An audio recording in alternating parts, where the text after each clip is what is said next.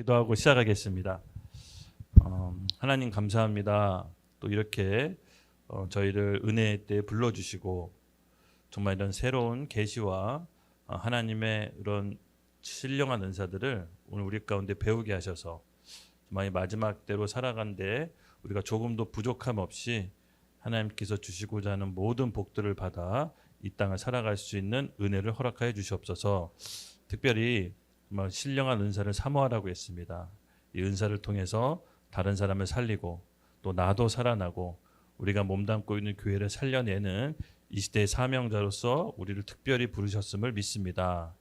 오늘 흘려지는 말씀 하나하나 땅에 떨어지지 않고 우리가 마음으로 새겨 온전히 우리 삶으로 적용할 수 있도록 도와주시옵소서.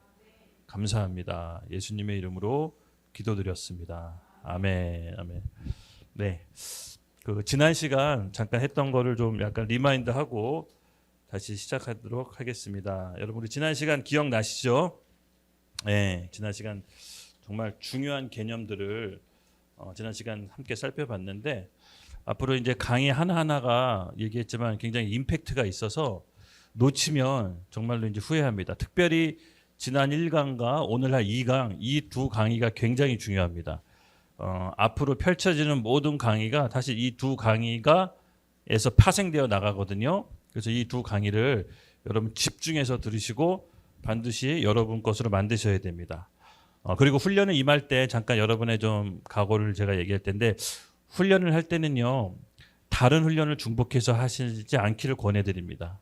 그러니까 하나의 훈련을 할 때 이 훈련에 집중해 주셨으면 좋겠어요. 사실 이 슈퍼내추럴 스쿨에서 다루는 이 훈련이 내용들이 굉장히 중요하고 깊은 내용이에요.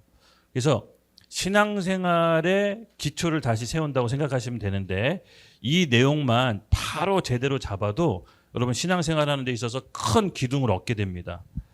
그래서 이 내용들을 여러분 그냥 뭐 한편으로 뭘 생각하면 뭐 지식 습득 그래서 그냥 수많은 뭐 훈련 중에 하나 이 정도로 생각하시면은 사실 훈련의 효과는 없습니다.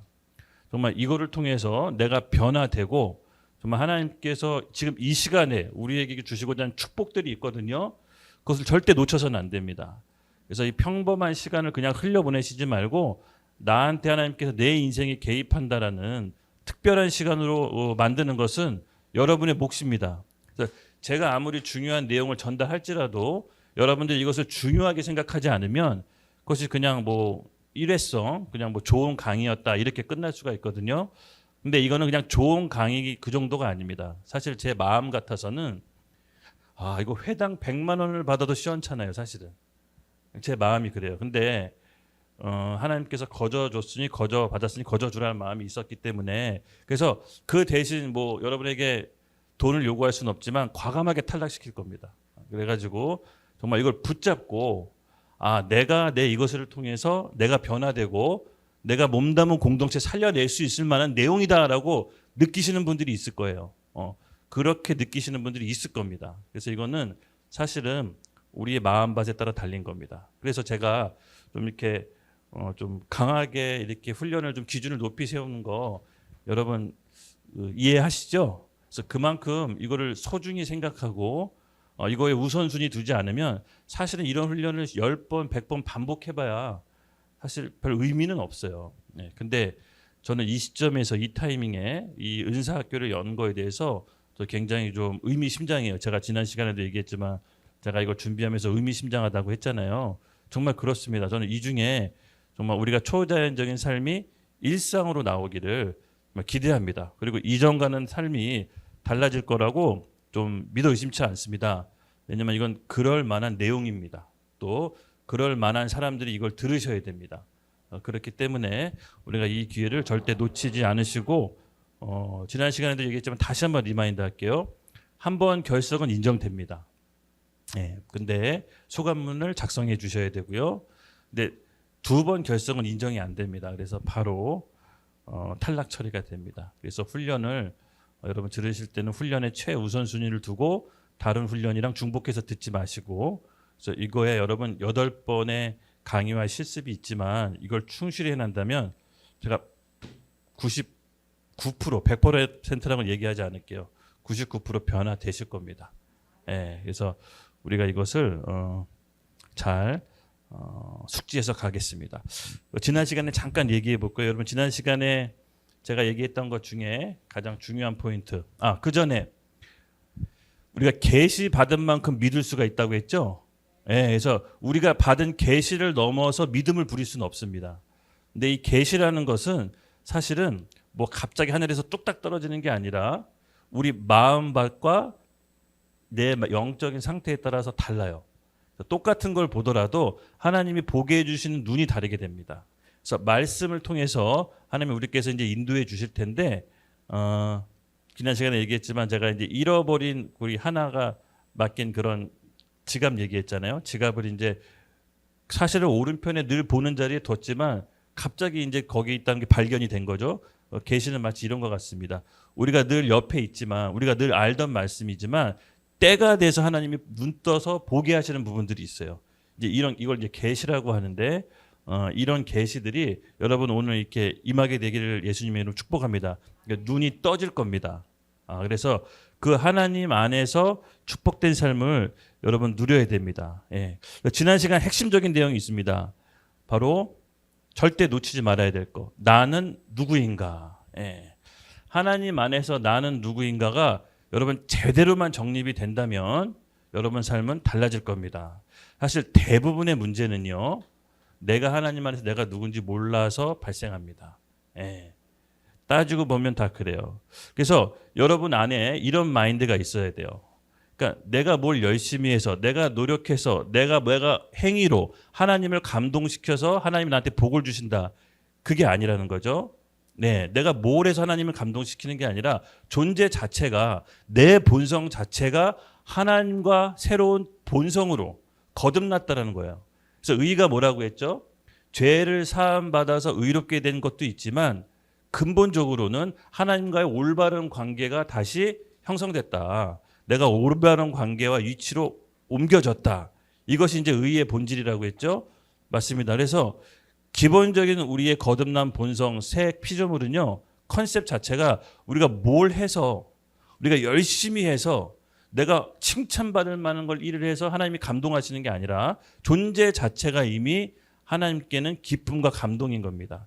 그 컨셉을 갖고 세상을 살아가는 거랑 여전히 종된 마인드로 내가 뭘 해서 하나님께 감동을 주는 거랑은 완전히 다른 겁니다, 여러분.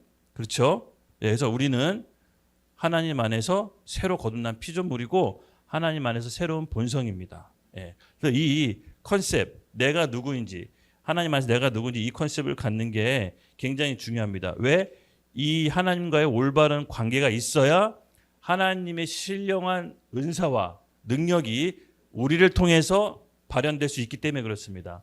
이 관계가 올바르지 않으면요, 계속해서 하나님이 위로부터 오는 능력의 기름 부으심이 막히게 됩니다. 그래서 오늘 지난 시간에 이제 첫 번째로 하나님과의 올바른 관계, 정체성에 대해서 살펴봤습니다. 그래서 오늘은 주제가 2강이 펼쳐질 텐데요. 오늘의 주제가 뭐냐? 말씀 안에서 역사하는 원리. 말씀 안에서 역사하는 원리. 하나님 안에서 우리가 올바른 위치가 됐다면 그 다음 하나님이 운행하시는 법칙과 원리가 있습니다. 하나님은 본인이 정해놓으신 원리 바깥에서 일하지 않으십니다. 하나님께서는 본인이 정해놓은 원리와 법칙 안에서 일하십니다. 그래서 우리가 이 원리 안으로 들어가야 되는 것입니다. 말씀을 한번 요한복음 14장 12절 같이 한번 유인물이 나온 것을 읽어보도록 하겠습니다. 시작. 내가 진실로 너희에게 이르노니 나를 믿는 자는 내가 하는 일도 그도 할 것이요 또한 그보다 아멘, 아멘. 네, 여러분 믿으시나요? 네, 여러분 거듭난 새 본성은요, 이 말씀을 우리 가운데 먹어야 됩니다. 먹는다라는 건 뭐냐면요, 내가 이것을 온전히 심고 순종하기까지 가는 것이 먹는 겁니다. 그래서 여러분들이 진실로 예수님께서 말씀하셨던 나를 믿는 자는 내가 하는 일도 할 것이요 또한 그보다 더 큰 일도 하리니. 여러분 이 말씀을 여러분 오늘 믿으시기 바랍니다. 이 말씀은 제자들에게 그대로 성취됩니다. 그리고 오순절 성령이 임했던 그 능력이 오늘 우리에게도 그대로 임합니다. 여러분 이것을 믿고 오늘 강의가 시작될 것입니다.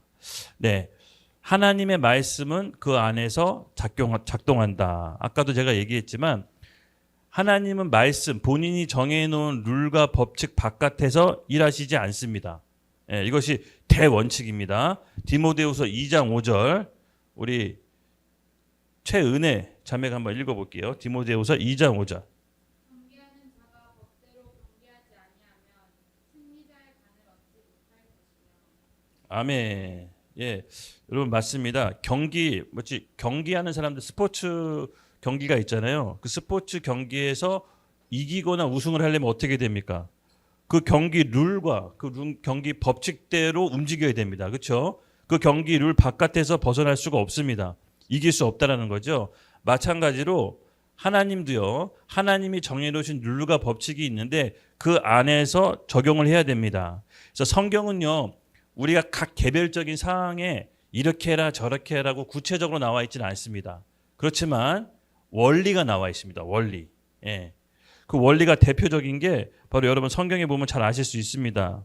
원리가 대표적인 게 뭐였죠? 예, 여기 보시면 제가 이제 유인물에다 적어놨는데 하나님 말씀 안에서 말씀하시는 말씀 안에서 작동하는 작동 이렇게 적어놨습니다. 말씀을 벗어나서 일하지 않으심. 네. 예를 들어서 지난주도 얘기했지만 병을 치유받기 위해선 올바른 위치에서 기능해야 한다고 했습니다. 그렇죠? 왕과 제사장의 위치.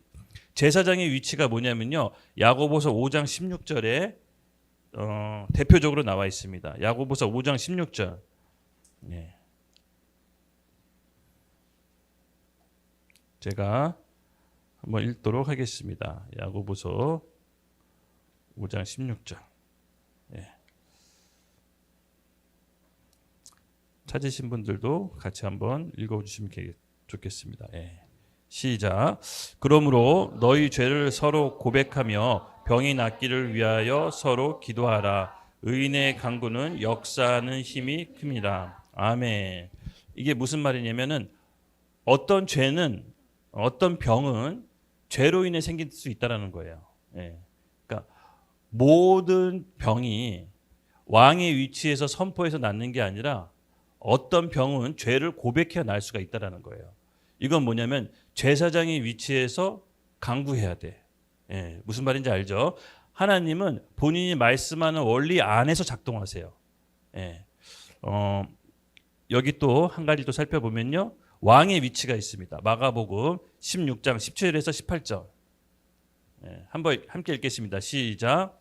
믿는 자들에게는 이런 표적이 따르리니 곧 그들이 내 이름으로 귀신을 쫓아내며 새 방언을 말하며 뱀을 집어올리며 무슨 독을 마실지라도 해를 받지 아니하며 병든 사람에게 손을 얹은즉 나으리라 하시더라. 아멘. 예. 이처럼 어떤 사람, 그러니까 믿는 자에게는 이런 표적이 따르리니 하고 내 이름으로 예수 이름으로 권세로 귀신을 쫓아내고 새 방언을 말하고 병을 고친다. 손을 얹는즉 병을 낫는다. 예, 이거는 왕적인 위치죠. 왕적인 위치로 명령할 때 병이 낫습니다. 또 어떤 병은 죄를 고백해야 낫는 것도 있습니다. 이것은 각 위치 안에서 작용해야 돼요. 그러니까 어떤 병으로 내가 어떤 위치에서 작용하는지에 따라서 병이 날 수도 있고 안 날 수도 있다는 것입니다. 이해되시죠? 그래서 하나님은요 본인이 말씀 안에서 작동을 하세요. 그래서 우리가 이것을 잘 이해하는 게 굉장히 중요합니다. 그래서 하나님은 본인이 정해 놓으신 법칙과 원리 안에서 우리가 알고 제대로 배우고 적용하는 게 굉장히 중요합니다. 왜냐하면 이제 우리는 거듭난 새 본성이기 때문에 하나님이 정해놓으신 원리와 법칙을 배워야 됩니다. 예. 그래서 그 안에서 여러분이 풍성한 복을 누릴 수 있는 겁니다. 디모데후서 2장 15절 유인물에 있죠. 제가 읽겠습니다. 너는 진리의 말씀을 옳게 분별하며 부끄러울 것이 없는 일꾼으로 인정된 자로 자신을 하나님 앞에 드리기를 힘쓰라. 예, 이 말씀의 뜻이 이렇습니다. 진리의 말씀을 정확히 알고 옳게 분별하는 게 진리의 말씀을 정확히 알고 정확히 적용해야 된다. 이 말입니다.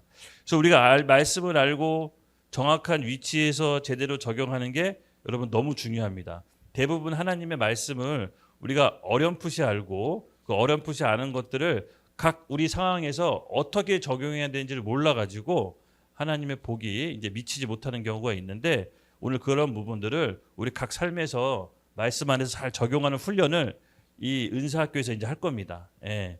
기대되시죠? 네. 그리고 세 번째 로마서 10장 2절 같이 함께 읽겠습니다. 시작. 내가 증언하노니 그들이 하나님께 열심히 있으나 올바른 지식을 따른 것이 아니라. 아멘, 아멘. 맞습니다. 그러니까 열심만 갖고는 되지 않습니다, 여러분. 그러니까 열심히 한다고 되는 것이 아니라 아까도 얘기했지만 올바른 지식에 올바로 적용해야 됩니다. 근데 올바로 적용한다라는 것은 우리의 마음의 태도하고도 굉장히 많이 연관되어 있습니다. 우리의 마음 겸손하고 순수하고 열정적인 마음으로 올바른 지식이 더해질 때 하나님의 역사가 일어납니다. 이 잠언 말씀에 여러분 잘 아시다시피 생명의 근원이 마음에 있다고 했죠. 그래서 마음의 상태가 어떠냐에 따라서 하나님의 기름 부으심이 막힐 수도 있고 퍼져나갈 수도 있습니다. 이게 굉장히 중요한 원리입니다.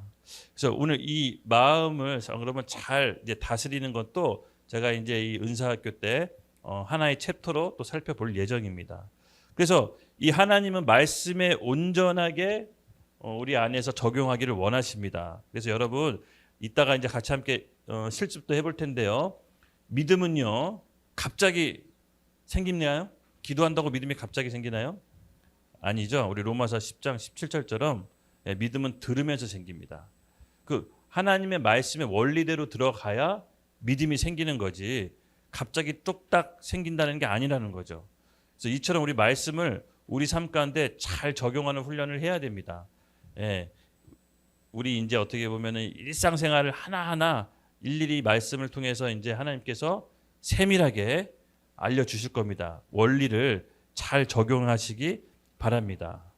두 번째인데요. 말씀 안에서 바르게 적용하기입니다. 에베소서 5장 15절 함께 읽겠습니다. 시작.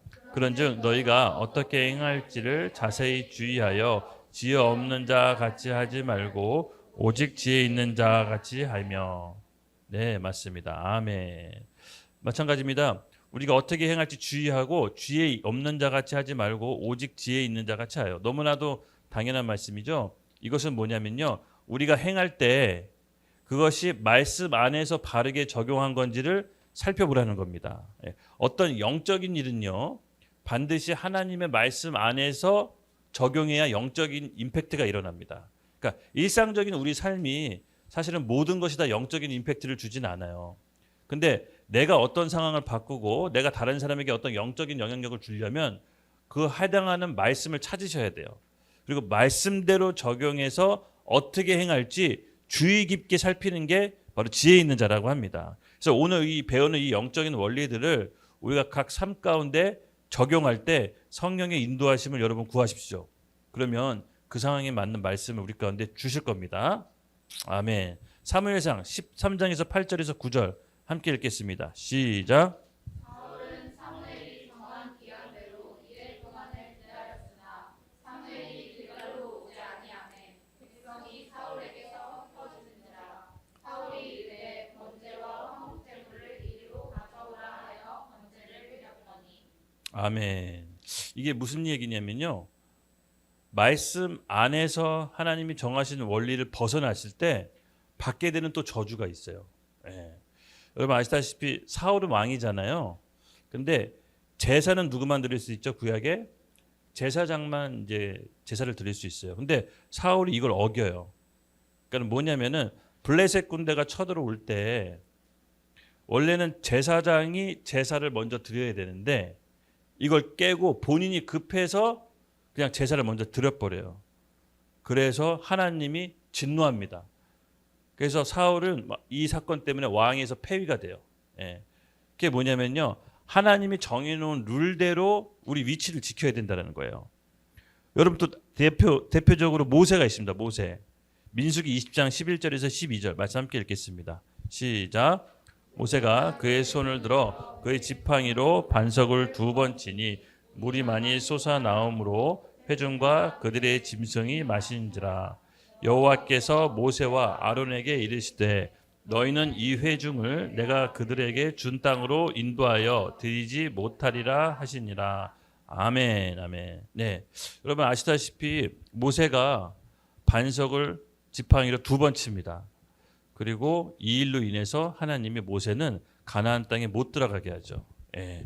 그게 뭐냐면요, 모세가 그냥 명령만 해도 되는 거였어요. 반석에 물을 냈을 때. 근데 이걸 2번 친 거는 본인이 혈기를 부린 거예요. 왜냐하면은 이스라엘 백성이 하도 불만 불평이 많으니까 그가 하지 말아야 될 반석을 2번 치라는 거죠. 2번 쳤다는 거죠. 물이 터져 나오긴 했지만 하나님께서 이 일을 계기로 모세는 사명은 거기서 끝내버립니다. 예. 그래서 말씀 안에서 올바로 적용하는 게 여러분 너무 중요합니다. 그래서 하나님은 본인이 정해놓으신 법칙과 원리 안에서 일관되게 일하기 때문에 우리가 그 원리를 알고 정확히 배우고 적용하는 것이 여러분 훈련되어야 됩니다. 훈련되어져야 됩니다. 거듭난 본성이 말씀 안에서 적용하는 법을 배우면 여러분 우리가 이 땅에서 하나님께서 주시고자 하는 복들이 계속해서 흘러나오게 됩니다. 그게 있습니다. 여러분 되게 여기 재밌는 이야기가 제가 할 텐데요. 재능과 영적 은사는 다릅니다. 재능과 영적 은사는 무슨 말이냐? 제가 이제 여기 예시에 넣었는데 이 바깥 세상에서 선생님들 있잖아요. 교사. 이분들이 탁월하게 가르치는데 교회에서 교사 일을 맡으면 잘 못 가르칩니다.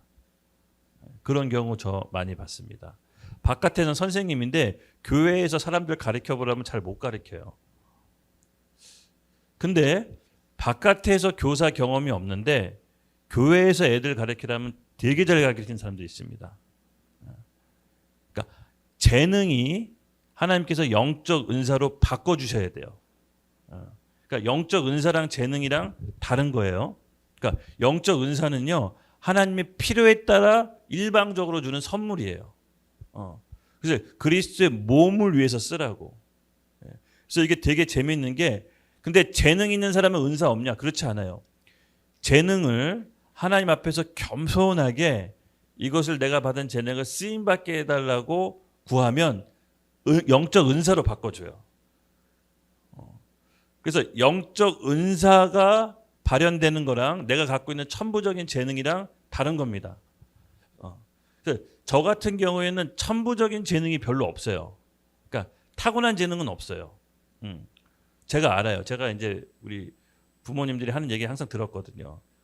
쟤는 뭘 제대로 이렇게 잘하는 게 없다. 어떻게 했으면 좋겠냐라고 가족회의를 굉장히 많이 했거든요. 저 때문에 형들이 혼나는 거 많이 봤거든요. 근데 예수 믿고 교회를 섬기니까 은사는 재능하고 상관없더라고요. 은사는 재능하고 상관없죠. 그냥 은사는 하나님께서 일방적으로 주세요. 근데 이게 재능을 넘어서요. 그래서 여러분 재능하고 은사랑 다른데 영적 은사를 바울이 그랬죠. 사모하라고.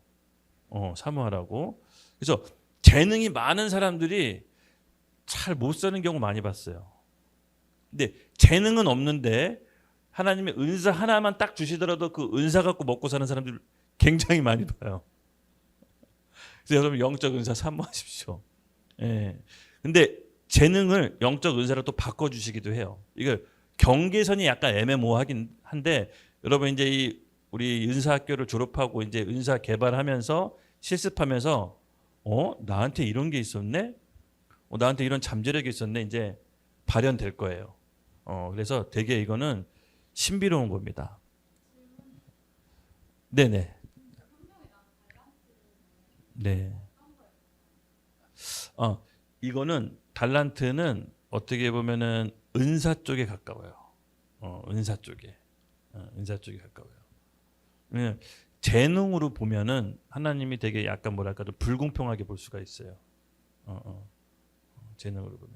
왜냐면 그 은사는 능력별로 하나님이 일방적으로 주시는 거예요. 그러니까 한 달란트 관리할 수 있는 사람이 있고 세 달란트 관리할 수 있는 사람이 있어요. 그러니까 이걸 재능으로 따지게 되면은 불공평이 생겨버려요. 근데 하나님이 그 사람이 은사, 그러니까 하나님이 그 사람의 상태를 봐서 은사를 각기 다르게 주세요. 근데 이거는 본인한테도 유익한 거예요. 내가 한 달란트밖에 안 되는 그릇인데 세 달란트 받으면 재앙이에요. 그건 되게 불행해져요. 그래서 이거는 달란트의 비유는 영적 은사라고 보는 게 더 맞습니다. 네네. 네. 그래서 우리가 거듭난 우리 본성은 이제 하나님께서 영적인 은사를 주시기 위해 우리 마음 밭이 어떻게 보면 영이 이제 세팅이 된 겁니다. 할렐루야. 네. 그러면 지금부터 할 굉장히 중요한 얘기인데요. 지금부터 여러분 되게 잘 들으셔야 됩니다. 우리가 하나님 안에서 올바른 정체성도 확립이 됐죠. 네. 그리고 말씀 안에서 이제 하나님 안에서 올바로 적용해야 된다는 것도 들어선 알았습니다. 들어선. 그렇죠? 그러면 말씀 안에서 우리가 듣고 적용하는 거는 시간이 좀 걸려요. 시간이 좀 걸려요. 그래서 이거는 단번에 되는 건 아니에요.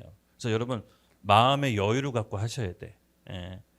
근데 그 여유를 갖고 하시는데 가장 중요한 역할을 하는 게 뭐냐? 바로 혼입니다. 혼. 혼. 소울이라고 하죠. 소울. 이 데살로니가 전서 5장 23절 다 같이 함께 읽겠습니다. 시작.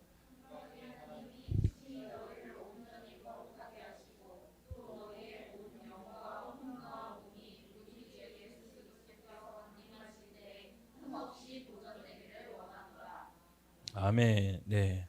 우리 살 전에 보면 혼과 영과 혼과 몸 이렇게 딱 이제 구별되어 있습니다. 그렇죠? 영은 이제 영어로 스피릿이고 혼은 소울, 이제 몸은 바디인데 혼은 이제 소울과 소울즈, 혼과 혼들로 또 나눠져요.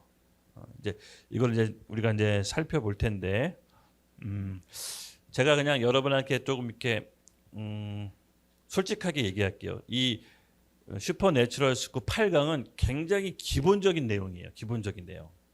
그러니까 8강은 굉장히 기본적인 내용을 저희가 압축해서 알려드리는 거예요. 근데 사실은 이게 더 내용이 깊은 쪽으로 가려면 제가 이거는 좀 나중에 따로 또 훈련을 해야 돼요. 그래서 이 8강은 기본적인 내용, 총론식이다라는 것만 미리 알아두시면 돼요. 예, 그래서 슈퍼내추럴 스쿨이 있고 슈퍼 히어로 스쿨이 있어요. 그리고 슈퍼 마스터 스쿨이 있어요. 가르쳐 줄 수 있는 정도로. 왜냐하면은 지금 이거는 되게 기초적인 걸 가르쳐 주는 거예요. 그리고 히어로는 정말로 그렇게 이게 딱 떡잎 보면 떡잎부터 한다고 이게 실제로 이렇게 사는 사람들이 이제 보이기 시작해요. 나옵니다. 그래서 그 사람들은 이제 미국 유학을 저랑 잠깐 갔다 유학이 아니라 연수죠, 연수. 갔다 오고 마스터 과정은 이제 가르칠 수 있도록 제가 갖고 있는 자료를 모두 다 드릴 거예요. 그래서 그 사람은 한두 명만 되겠죠. 같이 가르치는 거예요. 같이 뛰어야 돼요. 지금은 마지막 때라 이 성령의 건강한 은사가 교회 가운데 풀어져야 됩니다. 그래서 사모하셔야 됩니다. 그래서 이 훈련 받고 저 훈련 받고 하시는 분들은 내가 딱 보고 있다가 탈락시킬 겁니다.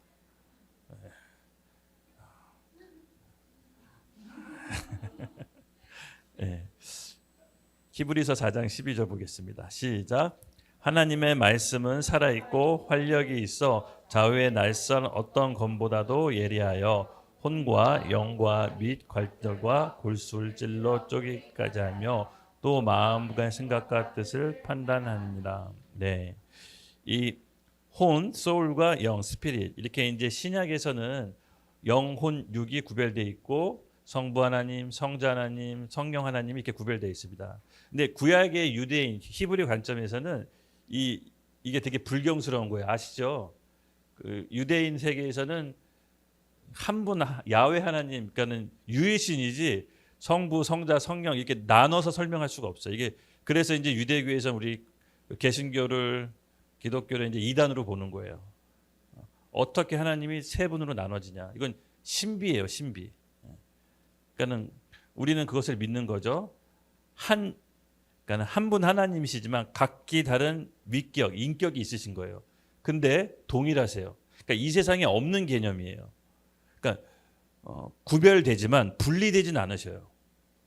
각각 인격과 기능이 다르시지만 분리될 수 없는 분이에요. 또 높고 낮음이 없어요. 한 분 하나님이시지만 달라요. 이게 여러분 이해할 수 있겠어요? 이 세상에 없는 개념이에요. 그러니까 이해가 안 돼요. 이게 성 어거스틴이 정립을 하긴 했지만 지금도 이거는 신비예요, 신비. 그래서 이렇게밖에 설명을 못해요. 그래서 그 신학에서 성령론이 그 삼위일체론이 가장 어려워요. 삼위일체론이 신학에서 가장 어려워요. 왜냐하면 이 세상에 없는 개념이기 때문에. 그래서 이렇게밖에 설명 못해요. 구별되지만 분리되지 않는다. 같은 위격이시지만 동일한 생각과 동일한 마음을 가졌지만 다른 분이다. 이렇게 설명이 안 된다라는 거. 근데 신약에서 비로소 영, 혼, 육을 분리해서 설명해요. 예, 영, 혼, 육을 분리해서 설명해요. 그래서 이것을 좀 잘 여러분 간단하게 알고 계시다고 이제 배경 설명을 한 거고요. 결국은 우리 이 혼이 아까도 얘기했지만 혼이 영과 육을 중간에서 컨트롤하는 컨트롤 타워 구조를 합니다. 인간의 구조를 잠깐 제가 설명해 드릴게요. 인간의 구조는 영적 존재지만 혼을 가지고 있고 육체 안에 산다라고 인간의 구조를 설명할 수 있습니다. 예. 무슨 얘기냐? 진짜 우리 거듭난 본성은 영이죠. 근데 우리 영은 혼을 가지고 있습니다. 근데 이 육신, 몸 안에 살고 있어요. 이것도 이렇게밖에 설명 못해요. 인간의 구조를. 성경에서 나오는 건데 이렇게밖에 설명을 못해요. 근데 하나님이 창세기 때 보면요. 흙으로 사람을 빚죠. 흙으로 사람을 빚어서 코에 생기를 불어넣는다. 이게 조회, 하나님의 생명이거든요. 생영을 불어넣었다고 해요. 그러니까 하나님의 영을 우리에게 불어넣어서 하나님과 같은 존재가 되었다고 그래요. 그래서 인간은 영적 존재인데 영적인 존재라는 것을 인간이 어떻게 할 수 있냐? 언어. 오직 이 세상의 피조물만 언어가 있어요. 인간만 언어가 있어요. 언어. 그래서 이게 영적 존재라는 거예요. 다른 피조물 뭐 이렇게 어떤 분 돌고래는 뭐 주파수를 하잖아요. 그런 거 말고 언어. 이렇게 우리처럼 말할 수 있고 소통할 수 있는 거는 인간밖에 없는데 이것이 영적 존재라는 증거입니다. 왜? 하나님이 이 세상을 뭘로 지었죠? 말씀으로. 말로 지었어요. 말로 고백함으로써 보이지 않는 것 세계가 보이는 세상으로 나타났어요. 마찬가지로 인간도 하나님의 형상으로 우리가 말함으로 이따가 배울 텐데 고백의 법칙이라고 배울 텐데 말함으로 눈에 보이지 않는 실체를 눈에 보이게끔 만들 수가 있어요. 예, 이것이 바로 영적인 존재라는 증거입니다. 예, 그래서 우리는 거듭난 본성, 우리 본성은요. 아까도 얘기했지만 하나님으로부터 나왔다라는 거.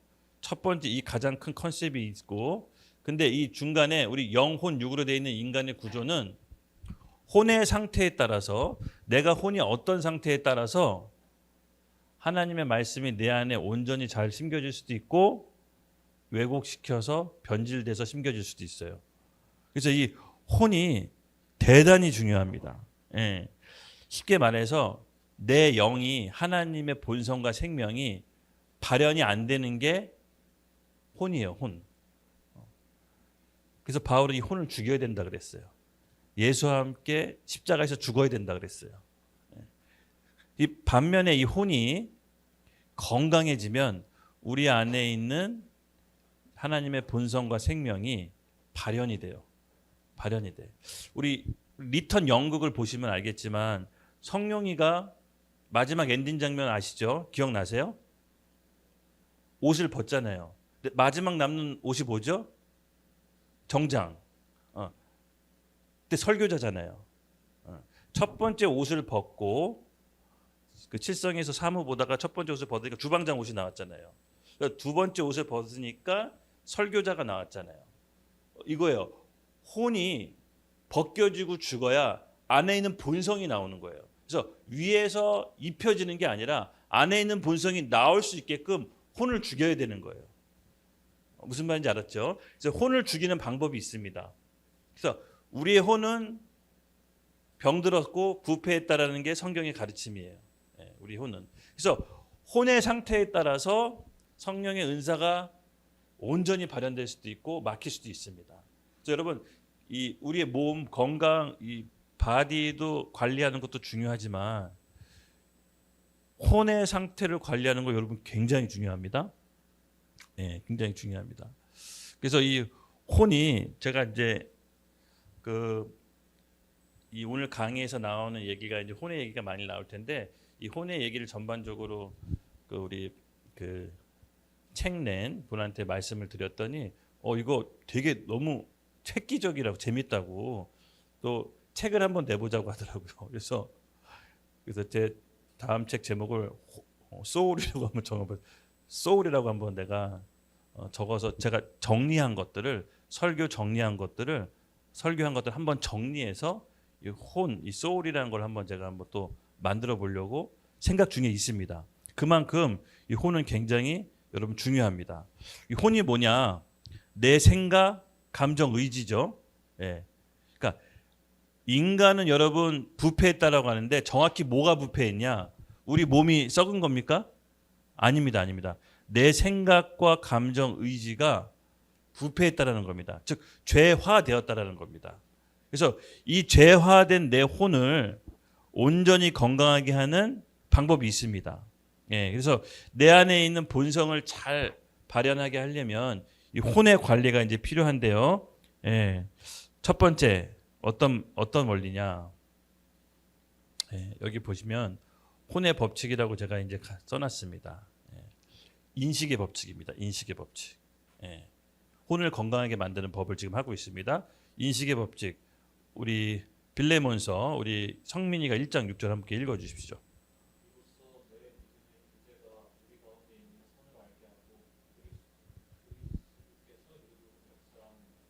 네, 아멘.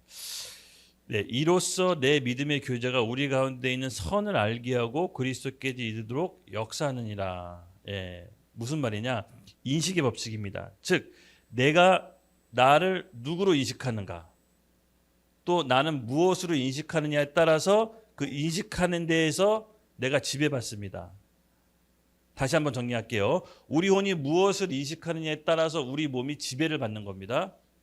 그래서 그게 이제 인식의 법칙인데, 예를 들어서 여러분, 내가 실제로 어떤 병에 걸리지 않았는데 내가 왠지 이 병에 걸릴 것 같다라고 계속 인식하면서 살아요. 그럼 실제로 없던 병이 나한테 그 병이 생깁니다. 그래서 내가 가난해질 것 같아. 나는 왠지 부자처럼 살 수 없을 것 같고, 나는 돈을 못 모으고 나는 가난해질 것 같아. 그러면 실제로 그 인식하는 대로 지배를 받아서 가난해집니다. 그러니까 여러분이 인식하는 거에 따라서 우리가 그 인식의 지배를 받는 게 인식의 법칙입니다. 이거 과학적으로 정신과적으로 증명됐어요. 그러니까 내가 그걸 계속 인식하잖아요. 그럼 인식의 뿌리 뉴런이 자라나서 뇌는 실질적으로 그렇게 살도록 작동을 한대요. 그래서 여러분이 그 인식을 조작할 수도 있어요. 조작할 수도 있어. 그래서 계속해서 내가 어떤 두려움이나 염려를 하게 되면 실제로는 벌어지지 않는 일들이 벌어져요. 그래서 예수님께서 가장 많이 제자들한테 얘기했던 게 뭐냐? 염려하지 말아요. 염려하지 마라. 염려하지 마라. 염려는 없던 일도 끌어들여요. 그래서 염려할 시간에 여러분 기도하세요. 그냥 기도가 잘 안 됩니다. 시편 말씀을 고백하세요. 염려가 떠나갑니다.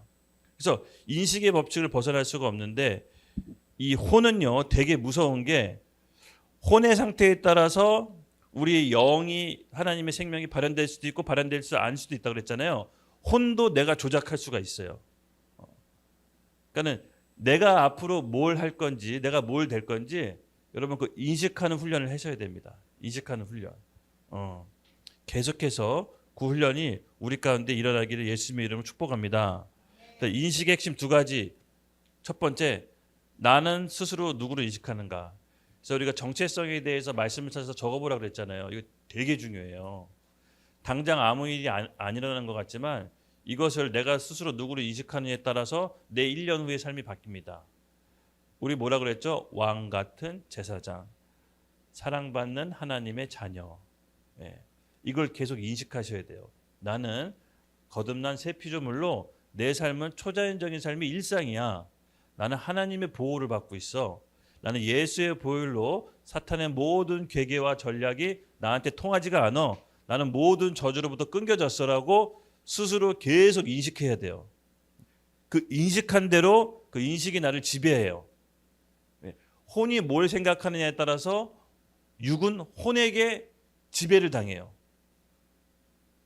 이해 되셨죠? 그래서 육은 혼을 벗어나서 행동할 수 없어요. 그러니까 내가 생각하는 거에 따라서 몸이 마음대로 행동할 수 없기 때문에 여러분 무엇을 인식하는지가 굉장히 중요합니다. 그래서 누구를 인식하는지 제가 일부러 A4에다가 적어보라고 한 거예요. 그리고 지금 내가 뭘 인식하면서 사는지 여러분 잘 점검해 보세요. 여러분 뭐 인식하면서 삽니까? 그러니까 돈을 인식하면서 살면요, 예, 여러분이 돈의 지배를 받게 돼요. 아까 인식하는 거에 지배를 받는다 그랬잖아요, 그렇죠? 나는 이 직업 때문에 난 이 직업을 인식하면서 산다. 그럼 그 직업의 지배를 받아요. 그래서 지금 현재 내가 뭘 인식하는지가 날 지배하기 때문에 내 인식을 인위적으로 여러분 바꿔보십시오. 좋은 걸로 말씀 안에서 하나님이 주시는 꿈과 소망과 비전으로 바꾸셔야 돼. 예. 그러면 그 하나님의 꿈과 소망과 비전이 날 지배함으로 내 육신이 자연스럽게 그걸 하게끔 해요. 행동하고 말하고 그런 길로 가요. 그런 사람들을 또 만나게 돼요. 또 그렇게 자꾸 가요. 그런데 자꾸 부정적이고 할 수 없고 스트레스 가운데 계속 내 말과 내 행동들이 안 되는 쪽으로 가면 안 되는 사람들만 꾀고 만나고 안 되는 쪽으로 흘러가요. 자기 인식을 벗어나서 자기가 살 수 없어요. 똥에는 파리가 끼죠. 꿀에는 벌이 낍니다. 예. 내가 똥이기 때문에 파리가 오는 거예요. 내가 꿀이기 때문에 벌이 오는 거예요. 너 왜 파리 나한테 와? 이게 아니에요. 아셨죠? 그러니까 내가 인식하는 대로 지배받기 때문에 이것을 심각하게 생각하셔야 돼. 심각하게 생각해야 돼. 예. 마인드셋을 하자는 얘기가 아니에요. 제가 뭐 긍정적인 마인드로 살자 이 얘기가 하는 게 아니라 말씀 안에서 적용하는 거예요. 예. 이로써 내 믿음의 교제가 우리 가운데 선을 알게 하고 우리가 만나는 사람도 여러분 되게 조심해야 됩니다. 만나서 대화하는 내용도 조심해야 됩니다. 여러분 지금 여러분 곁에 두고 있는 사람들이 누구예요? 생각해 보세요. 여러분 곁에 두고 있는 사람은요, 어떤 학자가 그러는데요, 진짜로 깊게 관계 맺을 수 있는 사람이 10명 이상 넘지 못한대요. 10명 이상 넘지 못한대요. 그 위 이상 넘어가면 피상적인 관계예요. 그리고 진짜 관계 잘 맺는 사람이 한 4-5명 정도. 그러니까 나한테 직접적으로 영향 주고 영향 받는 사람 4-5명이라고 보면 돼요. 깊게. 조금 많으면 10명이고요. 그래서 여러분 안에 지금 누구랑 관계 맺는지가 굉장히 중요해요. 왜냐하면 아까도 얘기했지만 내가 그렇기 때문에 그 사람들이 꿰는 거예요. 그래서 잘 생각하셔서 내가 생각하는 인식을 여러분 바꾸십시오. 그러면 만나는 사람도 바뀌고 모든 주변 환경도 바뀝니다. 예. 그래서 요거 이제 인식의 법칙 말씀드렸고요. 그래서 여러분 스스로 정체성을 인식하는 게 굉장히 중요하다는 거. 그래서 제가 첫 강의의 중요성을 굉장히 계속 강조했던 게 뭐냐면 바로 첫 강의의 승패가 갈려요. 내가 하나님 안에서 누구를 인식하는지에 따라서 그 인식하는 대로 내가 지배를 받기 때문에 그렇습니다. 두 번째 거울의 법칙입니다. 우리 거울의 법칙은 우리 혜진 자매가 고린도후서 3장 18절 함께 읽어주십시오.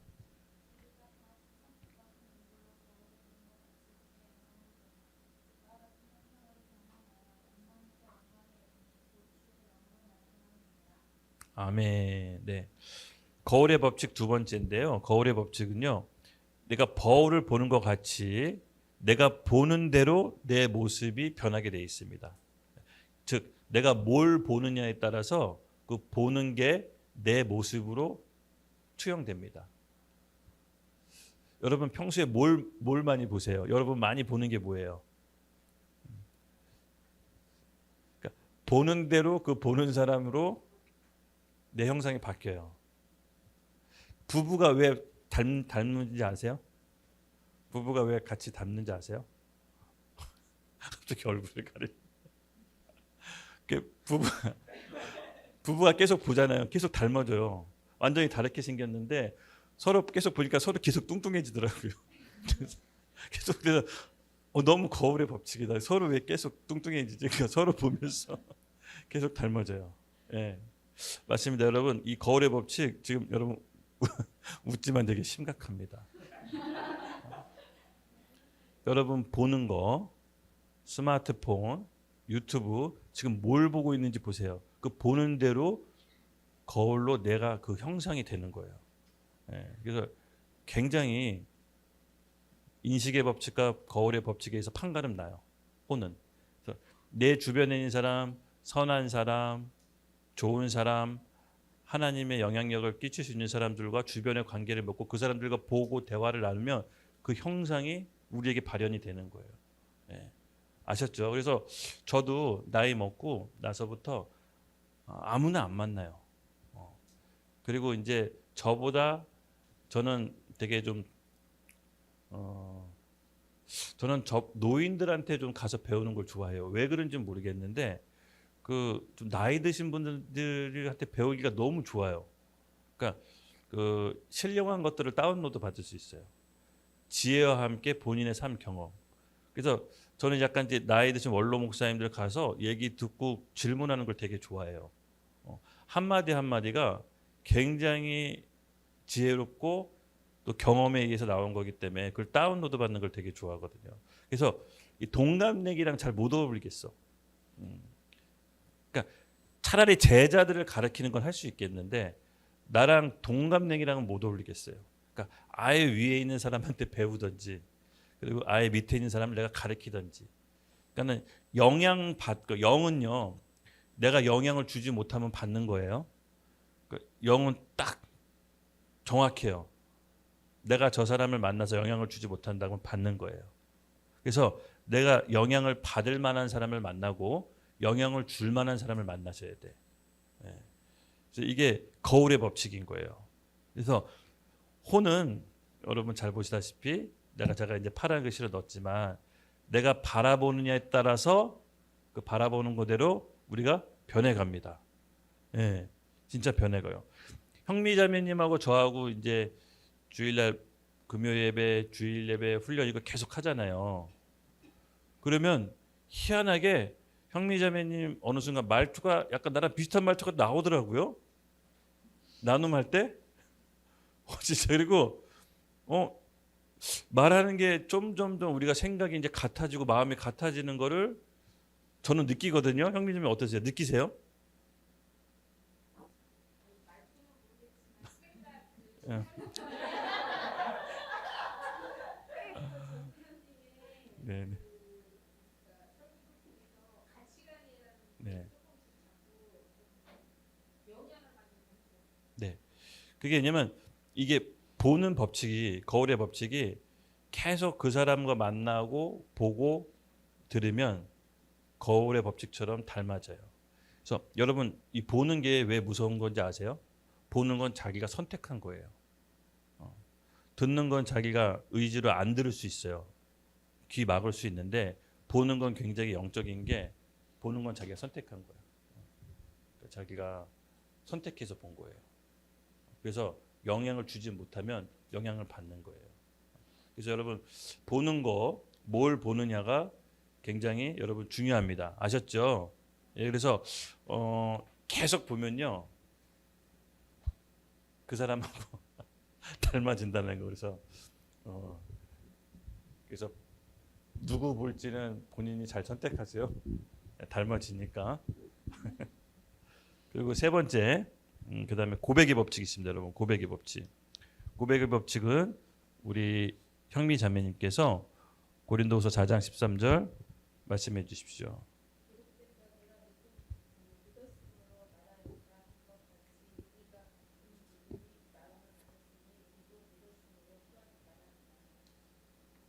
아멘, 아멘. 맞습니다. 이 마찬가지로 이제 고백의 법칙은요, 이 가장 파워풀한 법칙인데요. 내가 믿었으므로 말하였다는 것 같이 우리가 같은 믿음을 마음을 가졌으니 우리도 믿었으므로 또한 말하노라. 아까도 살짝 얘기했지만 결국 우리가 무엇을 고백하느냐에 따라서 영적인 실체가 보이지 않는 세계가 보이는 세계로 나오는 약간 작동 키라고 보시면 돼요. 작동 키. 그래서 창세기도 아까 얘기했지만 하나님이 이 세상을 창조하실 때 말씀으로 창조하셨죠. 예. 여러분 자꾸 입에서 불만 불평이 나오고 자꾸 부정적인 사람들 이렇게 있어요. 그 사람들은 진짜 아무것도 안 돼요. 약간 조금 옆에서 봤을 때 조금 약간 한심해 보여도 입에서 긍정적인 얘기 나오거나 허풍처럼 보여도 긍정적인 나오고 대기하고 안 되면 대기하고 할 수 있다라고 얘기하는 사람 옆에 있으세요. 결국은 돼요. 근데 안 될 거 부정적이고 자꾸 현실을 그러니까 논리적이에요. 맞는 얘기를 하는데 자꾸 그렇게 하면요. 진짜 그 사람은 안 돼요. 딱 본인이 할 수 있는 것만 딱 해요. 네. 그래서 우리가 이 고백의 법칙을 여러분 무시할 수 없는 게 고백은요. 실체가 됩니다. 실체. 그리고 결국 내가 이 고백한 거에 따라서 내 삶의 열매가 열립니다.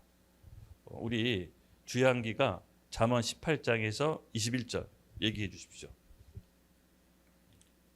앞에 나와 있는데 죽고 사는 것이 혀의 힘에 걸렸나니 혀를 쓰기 좋아하는 자는 혀의 열매를 먹으리라. 아멘.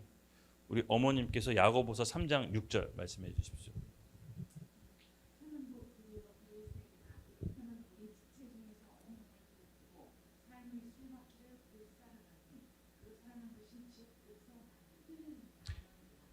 혀는 우리 지체 중에서 가장 작지만 온몸을 다 컨트롤한다고 했죠. 네, 그리고 우리 은혜가 로마서 10장 10절. 사람이 마음으로 믿어 의뢰되고 입으로 시인하여 구원에 이르느니라. 네, 결국은 입으로 고백함으로 이제 구원에 이르는 거죠. 우리 지연자매가 창세기 1장 5절.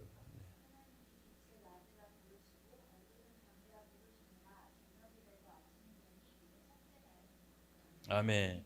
예, 결국은요, 여러분 보이지 않는 영적 세계가 눈에 보이는 실체로 나오기 위해서 작동할 수 있는 그 키가 있는데 그 키가 뭐다? 바로 우리의 말입니다. 고백. 예. 고백함으로써 그렇게 됩니다. 나 이렇게 뭐 부정적인 얘기하고 막 그런 얘기했는데 안 됐는데요. 그렇게 막 그렇게 생각하는 사람도 있어요.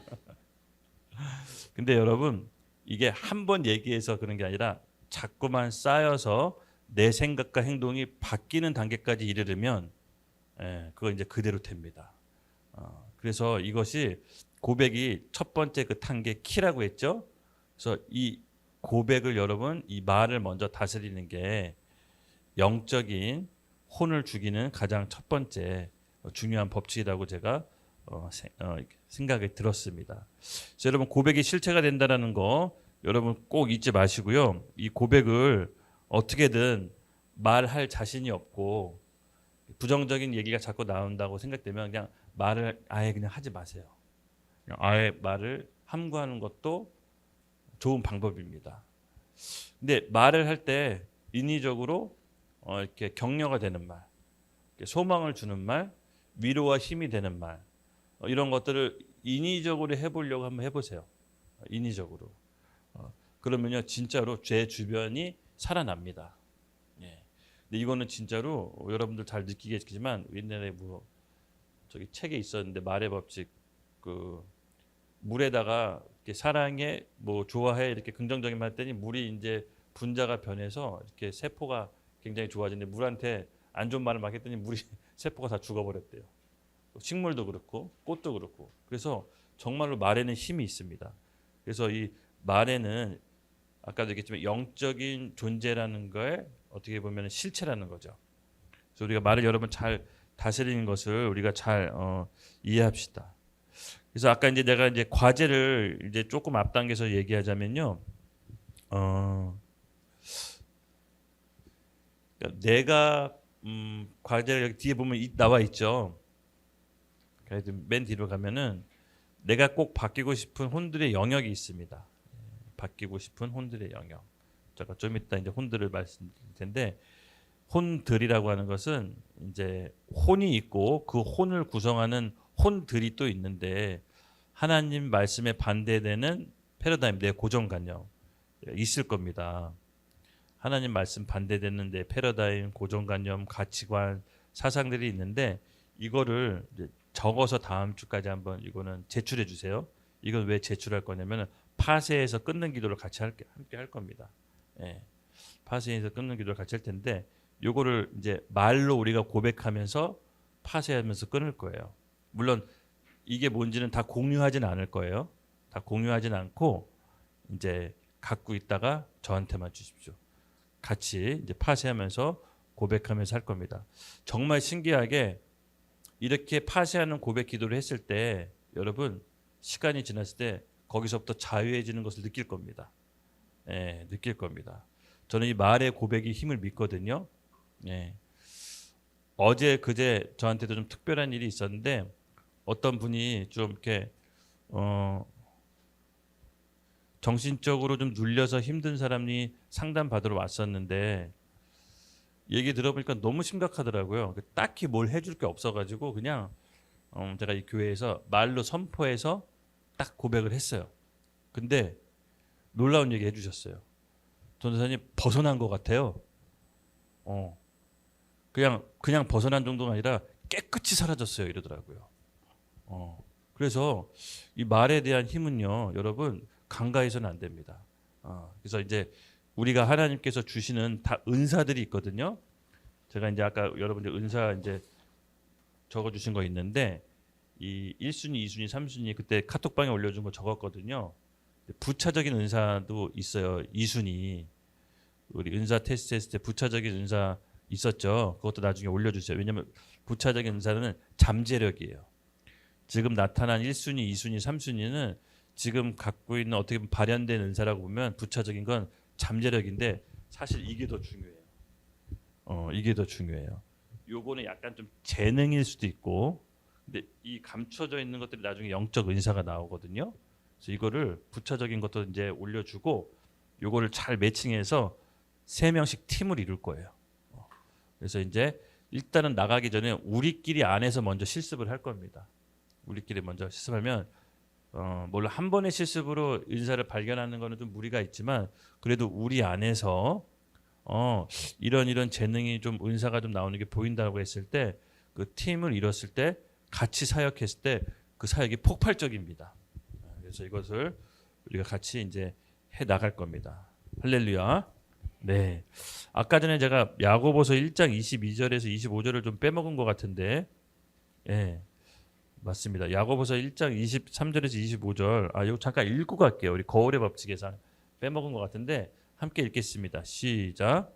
누구든지 말씀을 듣고 행하지 아니하면 그는 거울로 자기의 생긴 얼굴을 보는 사람과 같아서 제 자신을 보고 가서 그 모습이 어떠했는지를 곧 잊어버리거니와 자유롭게 하는 온전한 율법을 들여다보고 있는 자는 듣고 잊어버리는 자가 아니요 실천하는 자니 이 사람은 그 행하는 일에 복을 받으리라. 아멘. 네. 여러분 꼭 오늘 이제 말씀을 듣고 그것을 잊어버리지 말고 그래서 그대로 행합시다. 잊어버리는 자가 되면 다시 자기를 거울을 보고 이제 자기를 어떻게 보면은 잊어버리고 깨닫지 못하는 게 되지만 그대로 말씀을 보고 행하는 자면 그 행하는 것으로 이제 복을 받는다고 했습니다. 이 부분이 잠깐 아까 빠져서 잠깐 이제 말씀드리고 이제 언급하고 지나가도록 하겠습니다. 그래서 고백의 법칙이 끝났고요. 그러면 이제 혼의 기능이 있습니다. 혼의 기능. 5번째 혼의 기능이 있는데 잠깐 1시간이 흘러서 잠깐 10분 정도 쉬고 혼의 기능부터 나머지 부분 시작하도록 하겠습니다. 혼의 기능 할 차례죠. 혼의 기능을 살펴보겠습니다. 우리 6과 6의 컨트롤 타워 이렇게 제가 아까 잠깐 설명을 했었는데 에베소서 4장 23절에서 24절 말씀 보라 자매가 한번 읽어주시겠어요? 네.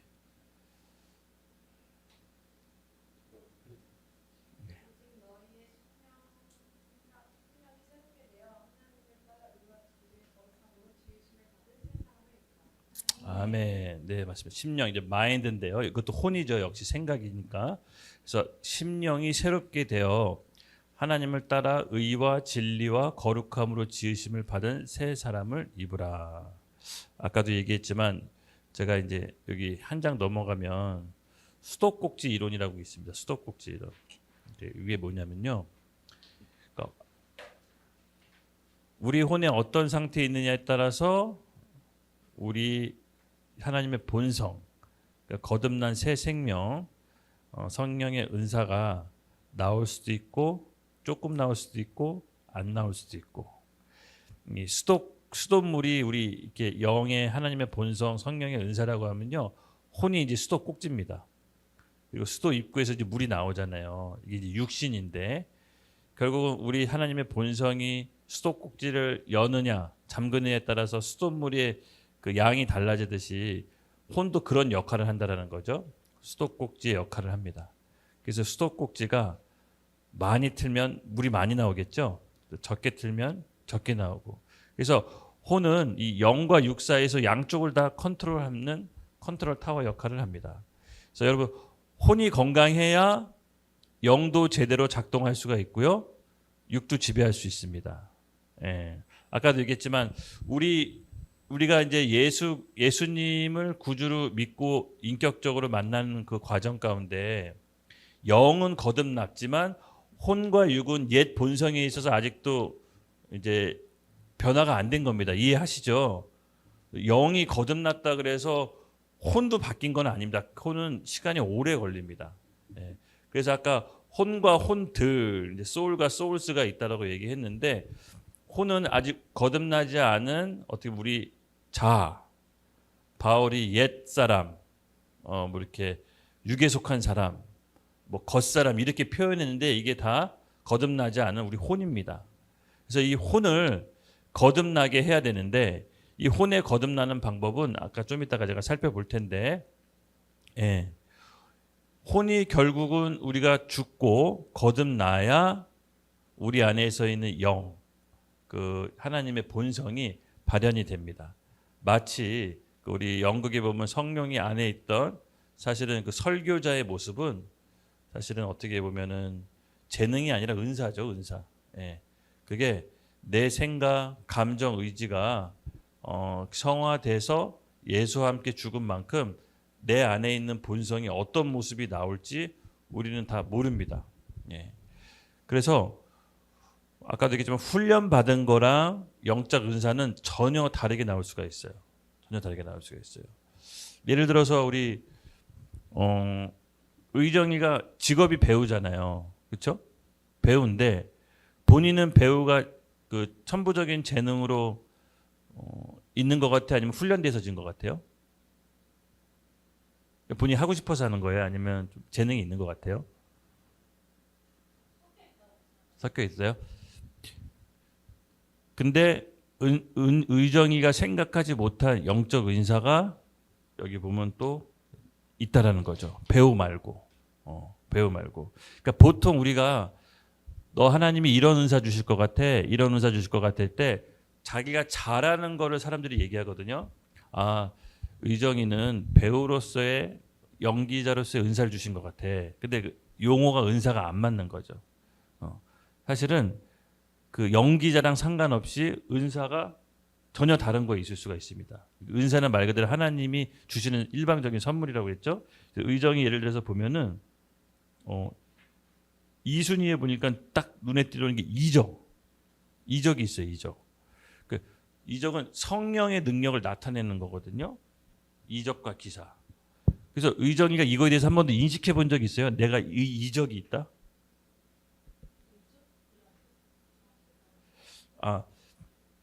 내가 이제 성령의 은사가 이제 표출되는 건데, 바깥으로 표출되는 건데, 누가 이제 병 고치는 거나, 그렇죠? 여러 가지가 있을 수 있죠. 왜 사도행전에 보면 사도들이 성령의 권능으로 귀신을 내쫓고 뭐 병도 고치고 뭐 이렇게 하잖아요. 방언도 말하고. 그래서 이런 성령의 능력이 바깥으로 눈에 띄게 표출되는 거, 뭐 그런 게 혹시 경험되어진 적이 있나요? 어떤 거예요, 혹시 좀 알려줄 수 있어요? 이렇게 아까 제가 이제 얘기한 게 뭐냐면, 이렇게 재능하고 은사랑 다를 수가 있는 겁니다. 예, 그래서 그러니까는 저도 이제 사실은 재능이라고는 뭐 찾아볼 수가 없어요. 그러니까 내가 재능이 있다라고 느껴본 게 한 개 있긴 있어요. 운전. 내가 운전하면 사람들이 안정감 느낀다고 하더라고요. 그래서 나는 이게 나한테 유일하게 주신 재능인가? 싶은데 그 외에 예수 믿고 지금 제가 이제 뭐 말하고 설교 이런 거는 진짜 저한테 없는 재능이에요.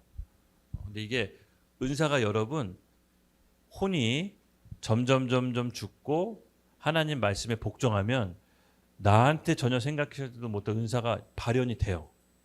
발현된다고 하는 게 조금 더 정확한 표현인 것 같아. 그래서 여러분들의 생각이 여러분들을 막으시면 안 돼요. 내가 내가 무슨 이런 거래. 내가 무슨 뭐 이런 걸 할 수가 있겠어. 이제 그런 생각을 하면 안 되고요. 내 안에 있는 은사를 마음껏 발현할 수 있도록 말씀 안에서 조명받아서 말씀 앞에 순종하는 훈련을 계속해서 해야 됩니다. 결국 이 혼이 하나님의 말씀하고 나랑 내 생각하고 맞춰가는 과정이 생각보다 오래 걸리는데 이걸 빨리 이루는 사람들이 있어요. 아까도 얘기했지만 순수하고 늘 가난한 마음으로 겸손한 마음을 유지하는 사람들이 보통 이걸 빨리 이루더라고요. 그래서 아까도 얘기했지만 정체성하고 되게 중요해요. 그러니까 내가 뭘 해서 내가 굉장히 열심히 해서 하나님께 감동을 줘서 하나님이 뭘 선물로 주신다 이게 아니라는 거예요. 그러니까 우리는 존재 자체로 하나님이 기뻐하시는 자녀이기 때문에 우리 존재를 하나님께서 온전히 인식하는 게 되게 중요하다라고 아까 얘기했습니다.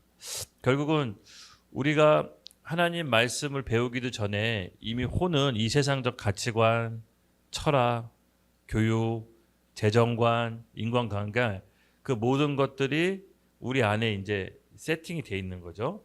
그래서 이것이 하나님 말씀으로 가치관으로 바뀌어가는 과정이 쉬울까요? 어려울까요?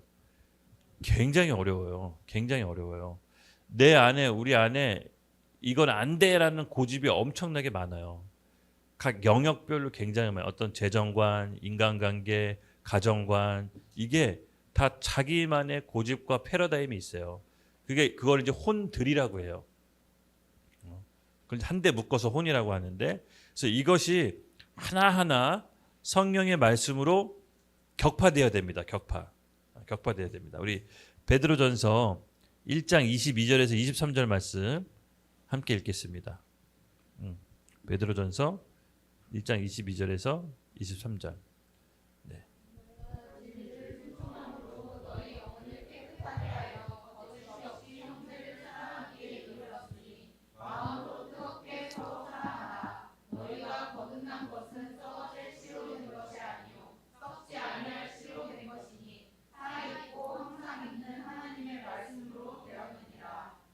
아멘. 네.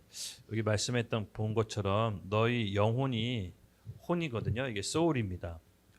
그래서 이제 개역개정 번역에는 혼도 영혼이라고 해놨고 영도 영혼이라고 했어요. 근데 이제 이거를 이제 영어 성경이나 원어 성경, 헬라어 찾아보면 구별이 돼 있거든요. 혼이라고. 예.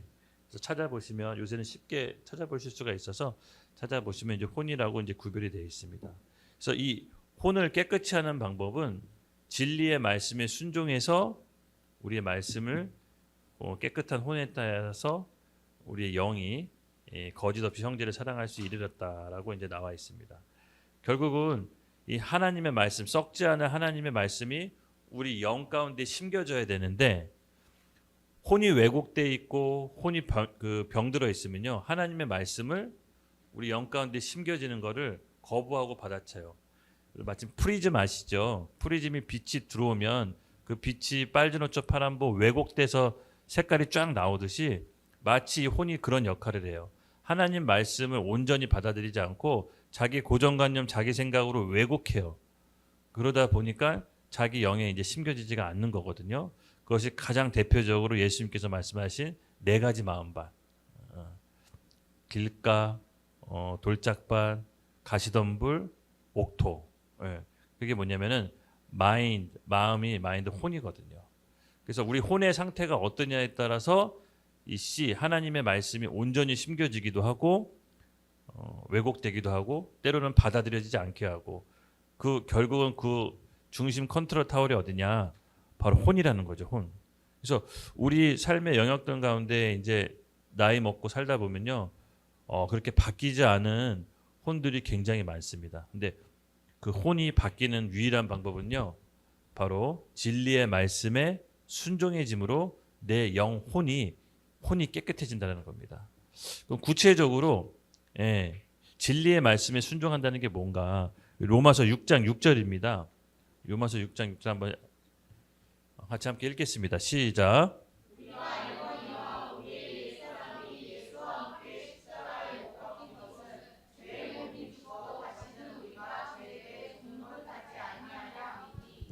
아멘, 아멘.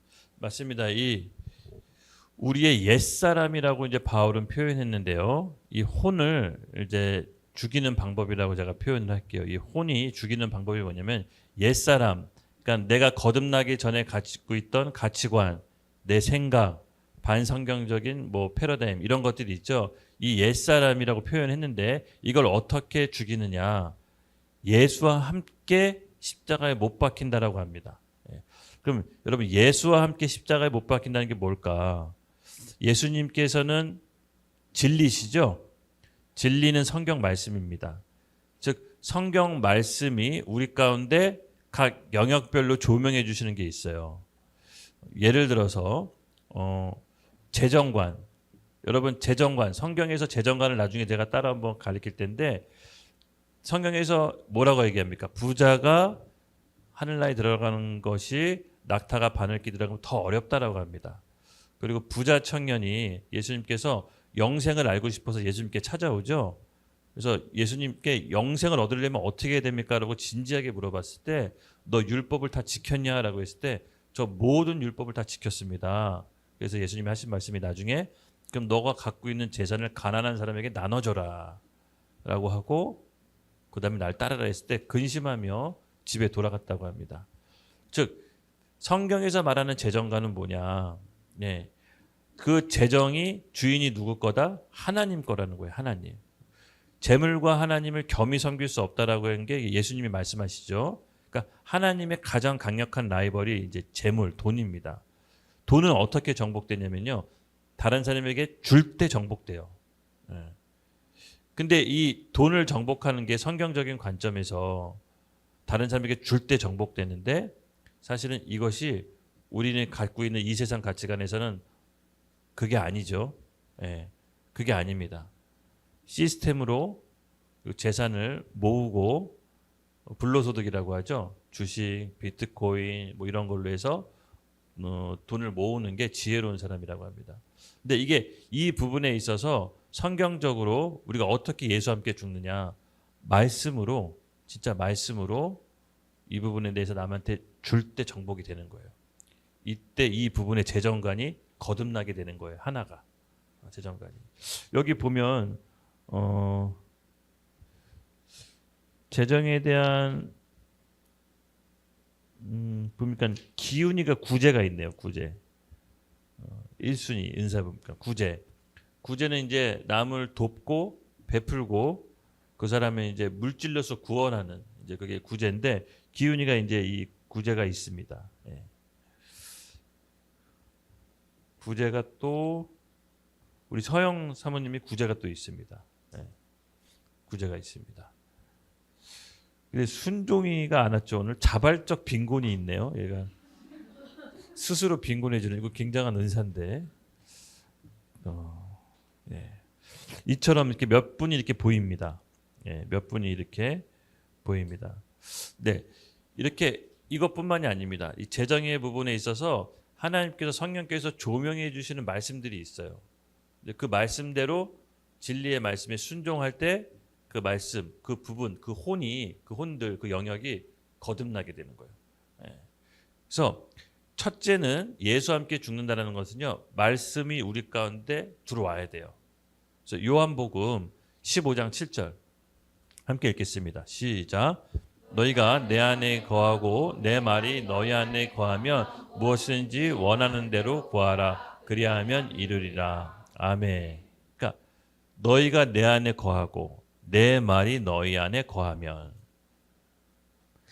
우리가 예수님한테 거하는 게 먼저예요. 그러니까 우리가 예수님 안에 거할 때 예수님 말씀이 우리 가운데 주어지는 거예요. 그러니까 예수님 안에 거하는 게 뭐냐? 내가 예수님 안에 거하도록 하는 게 뭐냐? 주님을 먼저 사랑하는 거예요. 내가 어떤 일을 하든 무엇을 하든 주님을 먼저 사랑하고 주님이 원하시는 것을 먼저 할 때 예수님께서 우리에게 진리의 말씀으로 성경 말씀으로 알려주시는 거예요. 예. 여러분 우리 성공하고 싶잖아요. 성공하고 싶잖아요. 그렇죠? 우리가 맡은 각 분야에서 여러분 성공하고 싶지 않으세요? 네, 성공하고 싶잖아요.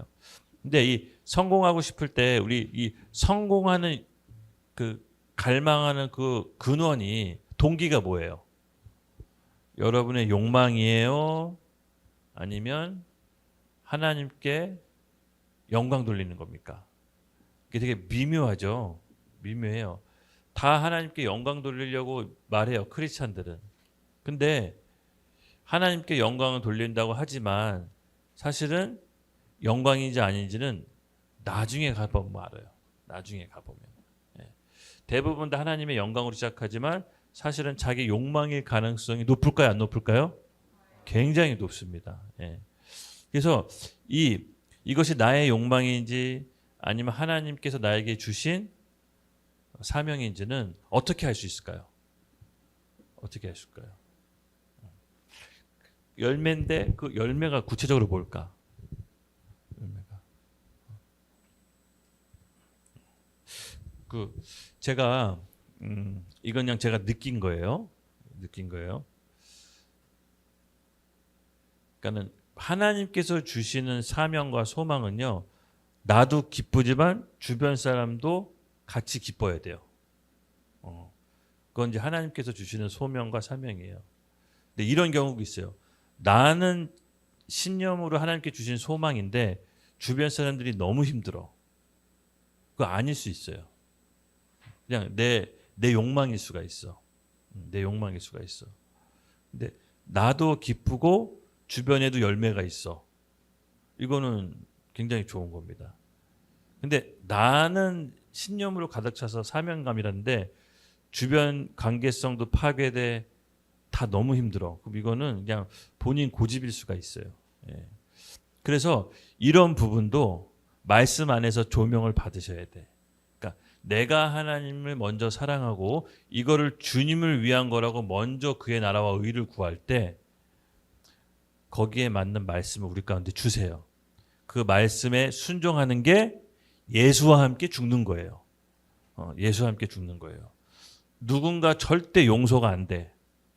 누군가 절대가 용서 안 돼. 우리 어머니가 이번 주 주일에 되게 너무 감동적인 간증해 주셨는데 여러분 누군가가 절대 용서 안 될 수가 있잖아요. 그렇죠? 예. 근데 이 은사의 특징은 이제 다음 시간에 할 건데 하나님께서 주시는 은사는 걷어가시지 않으세요. 어떤 우리가 은사를 주실 때 영구적으로 주시는 것이지 줬다 뺐다 하는 게 아니라고요. 근데 그 은사가 받았는데 내 혼이 왜곡돼 있고 내 마음이 삐뚤어져 있으면요. 이게 이상하게 쓰여져요. 사람을 컨트롤하고 파괴적으로 가요. 그래서 이게 우리가 내가 얘기했지만 이 혼이 되게 중요해요. 혼의 상태가 되게 중요해요. 예. 그래서 진짜로 겸손하고 궁휼하고 공동체를 위해서 이 은사를 쓰는 사람들은요. 반드시 주변도 함께 좋고 살아나고 같이 기뻐요. 나도 이 은사 쓰는 게 너무 즐겁고 주변도 같이 행복해하고 그걸 좋아하고. 근데 본인은 은사 받고 막 쓰는데 계속 불협화음이 일어나고 교회 몸이 분열이 되고 너무 힘들다. 여러분 그거 아닐 수 있어요. 은사 아닐 수 있어요. 예. 그리고 다음 시간에는 그게 하나님께로부터 온 은사인지 악한 영도 흉내내요. 하나님께 받은 은사에 똑같이 흉내내요. 제가 이제 다음 주에 그걸 좀 다룰 건데 그래서 이것도 분별하셔야 돼. 예. 그래서 네.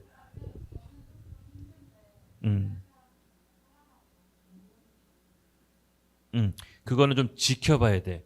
하나님이 힘들게 하면서 그렇게 하진 않으시거든. 그래서 바뀔 수 있어. 그래서 나는 힘든데 내가 이제 하는 게 주변 사람들이 이제 살아난다. 근데 조금 더 지켜봐야 돼. 조금 더 지켜봐야 돼. 근데 주변 사람들이 살아나는데 나는 계속 죽어나간다. 이거는 조금 더 지켜봐야 돼요. 하나님이 그 당사자를 계속 힘들게 하면서 그렇게 은사를 또 이렇게 막 하시지는 않거든요. 바뀔 수 있어요. 예. 바뀔 수 있어요. 예. 그래서 제가 아까 재능하고 은사랑 영적 은사랑 구별해야 된다는 게 바로 그거예요. 근데 그건 내가 다음 주에 좀 설명을 좀 할게요. 예. 그래서 이게 악한 영도 그 은사를 가장해서 능력을 줘요. 능력을 줘요. 그래서 방언도 악한 영 방언 흉내내요. 흉내내요. 그래서 아까 우리 영찬양 얘기 나왔잖아요. 그러니까 이게 뭐냐면요. 악한 영은 결국 티가 나요. 티가 나. 영분별의 은사 가진 사람들은 저는 이제 영분별의 은사가 두 번째인데 그게 어느 영에서 왔는지가 이제 분별을 하는 거예요. 근데 그 분별은 무슨 내가 신기가 있어서 뭐 이렇게 탁 반등이 아니라 말씀이에요, 말씀. 기준이 있으면 분별이 되는 거예요. 결국 내 안에 하나님 말씀이 텍스트가 많이 축적이 돼 있어야 그것이 분별이 가능한 거예요. 그냥 뭐 느낌으로 감으로 하는 게 아니라고요. 물론 지식의 은사가 와요. 정보를 주시기도 하는데 대부분 내 안에 말씀이 있는 사람이 영분별을 잘해요. 그래서 성령께서 너희가 해야 될 말을 알게 해주신다는 게 있잖아요. 여러분 착각하지 말아야 될 게 성령은 진리의 말씀이죠. 내가 알고 있는 텍스트 성경 말씀을 통해서 뭘 얘기할지를 알려주는 거지 내가 말씀을 하나도 모르고 있는데 갑자기 뚝딱 해야 될 말 알게 해준다. 그게 아니라는 거예요. 예. 그래서 여러분 말씀이 있으셔야 돼. 말씀이 있으셔야 돼. 그래서 이제 이게 보통 이제 막 동물 울음소리를 내거나 짐승 흉내를 내거나 그게 뭐 이렇게 가장하는 경우 있는데 대부분 아니에요. 성령. 이거는 다음 주에 자세히 다뤄드릴게요. 예. 그래서 이거는 잘 보셔야 됩니다. 잘 보셔야 됩니다. 그래서 결국은 뭐냐? 우리가 이 아까 이제 혼의 기능을 제가 지금 말씀드렸듯이 혼이 내 영역 가운데 하나님 말씀과 반대되는 부분들이 성령께서 조명해 주시면 그거를 통해서 믿음으로 순종하는 것을 하나하나 밟아가야 돼요. 결국 누군가에게 용서하지 못한 마음이 자리 잡으면요, 그 왜곡된 자아가 성령의 능력을 이상하게 발현시켜요. 결국은 이 상처가 있는 사람들이 그 은사를 사용해서 사람들을 컨트롤하려고 하거나 자기 만족하는 쪽으로 이게 교묘하게 넘어가요. 그래서 그 성령 은사주의자들이 나중에 다 변질되잖아요. 그 성령을 은사 받는 하나님이 걷어가시지 않으세요. 근데 나중에 다 이상하게 되거든요. 그 참 희한하더라고요. 은사 받으신 분들이 그 은사를 이상하게 다 사용을 해가지고 자기 영광을 취하고 자기 왕국을 만들고 자기의 힘과 능력을 이제 막 드러내죠. 필망합니다. 필망. 이제 사람은 이 혼이 부패했기 때문에 충분히 그럴 수 있기 때문에 이제 이거를 공동체 안에서 해야 됩니다. 그래서 다음 주 하겠지만 은사는요 반드시 몸을 세우고 영혼 구원을 하기 위해서 하나님이 주시는 거예요. 그래서 몸을 떠나서 하면 안 돼요. 즉 교회를 떠나서 바깥에서 하면 안 돼요. 그래서 교회 안에 하나님께서 필요한 은사들을 각 주세요. 예를 들어서 우리가 같은 그리스도의 몸된 교회 있잖아요. 그러면은 우리 각각 은사가 하나님께서 다 배분을 해주세요. 어느 한쪽에는 구제 은사가 예를 들어서 우리가 10명이다. 구제 은사가 한 공동체에 8명을 주시지 않아요. 2-3명 주고 병 고치는 은사 2-3명 주고 그렇게 해요. 왜 그렇게 하냐? 우리가 각 지체 예수 그리스도의 몸이잖아요. 눈은 2개로 충분하죠. 눈이 4개 있을 필요는 없어요.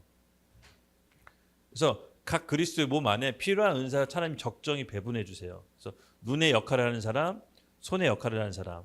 그래서 한 지체 공동체 안에 손 4개를 주시지 않는다고. 손이 4개가 필요 없죠. 2개만 있으면 돼요. 그래서 만약에 우리가 한 교회 다닌다 그러면 그 교회 안에 교회가 크건 사이즈가 크건 작건 필요한 은사 하나님께서 주시는 거예요. 그 교회를 세우라고. 그리고 서로 도우라고. 서로 돕고 세우고 교회와 영혼 구원을 위해서 이 은사를 쓰라고 주시는 거지 개인의 영광을 위해서 또 개인의 어떤 부귀 영화를 위해서 은사가 나중에 왜곡돼서 쓰는 경우가 굉장히 많습니다. 그래서 이거를 우리가 주의 깊게 살펴보는 것이 너무나도 중요합니다. 그래서 오늘 이렇게 해서 두 번째 강의는 이렇게 이제 마무리하도록 하고요. 말씀 안에서 역사하는 원리였습니다. 그래서 하나님 말씀을 정리하자면 하나님께서 만들어 놓으신 원리대로 움직이신다. 그걸 벗어나서 역사하지 않으신다. 그래서 올바른 말씀 안에서 올바로 적용하기. 이것이 오늘 중요한 포인트였고요. 그래서 그 역할에 대해서 아까 살펴봤을 때 인식의 법칙, 거울의 법칙, 고백의 법칙. 이 가장 큰 세 가지 법칙을 말씀드렸습니다.